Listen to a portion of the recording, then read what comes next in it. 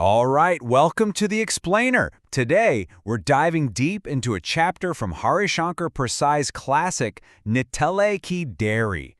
We're going to pull apart a true masterpiece of satire to really get a look at the timeless and, let's be honest, often uncomfortable nature of human hypocrisy. This is the question, right? It's the central, piercing question that Parsai wants us to think about. What happens when you have this huge gap between the incredible ideals people talk about and the messy lives they actually lead? We're going to follow his story to see just how wide that gap can get.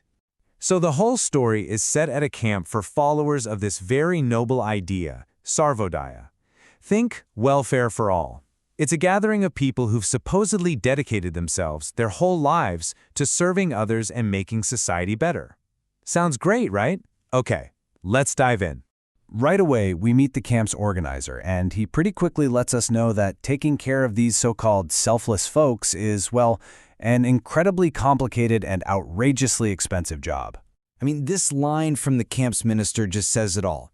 Parsai is brilliant here. He's immediately telling us that something is just not right.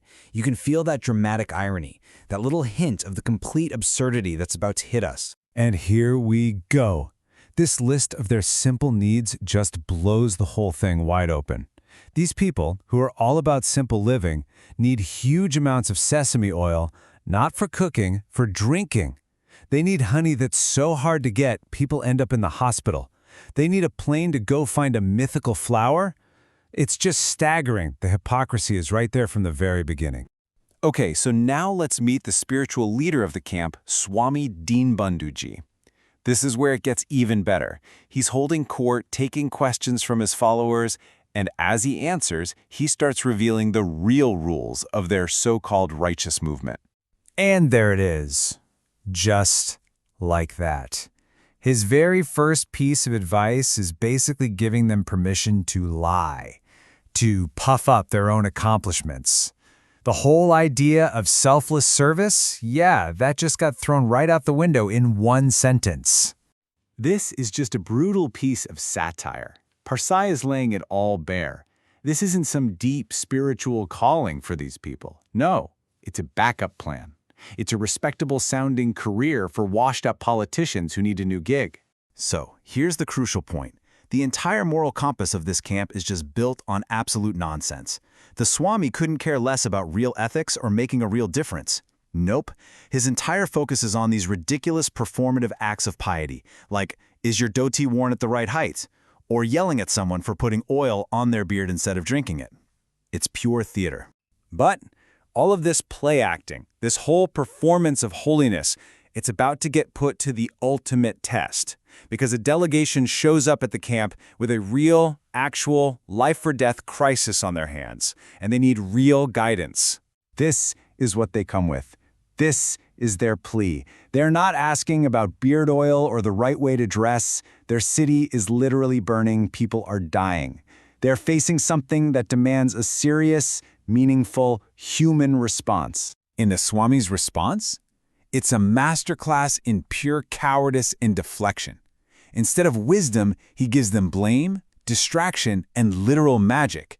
He's more worried about how they got there than the violence they're running from. His solution is just performative garbage in the face of real human suffering. When you see it laid out like this, side by side, man, it just reveals the absolute genius of Parsai's satire. It is so stark, so powerful. He's exposing how utterly useless an ideology is when it has zero answers for the real world. But just when they're about to leave, armed with their completely useless advice and this magic root, one of them makes one final request. And this one request shows us what this whole thing has been about all along. And there you have it. Turns out, their real problem isn't the riots in their city. Nope. It's that the police got medals that they think they deserved for supposedly changing the hearts of some local bandits. So after all the high-minded talk about service, about sacrifice, about changing the world, what's the one thing they actually want? Not peace, not a solution to save their city, just one thing, a medal. It just boils their entire grand philosophy down to a petty, desperate need for a pat on the back. And this is exactly why Parsai's work is still so powerful, so relevant all these decades later. He wasn't just making fun of one group of people in his time. No, he was holding up a mirror to a universal human weakness, one that is absolutely alive and well today. The parallels to our own world are just striking. The Swami's magic root solution, that's the great-grandfather of offering empty thoughts and prayers on social media instead of taking real action. His advice for failed politicians, that's the original blueprint for rebranding yourself as a thought leader or an influencer. And that desperate hunger for a medal, that's the exact same engine that drives the modern chase for likes and shares and retweets, looking for validation instead of actually making a difference.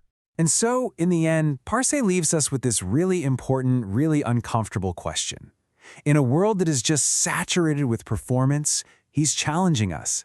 He's challenging us to get smart enough to look past the big speeches, the righteous-sounding language, and the magic roots, and to recognize what true, genuine, selfless action actually looks like.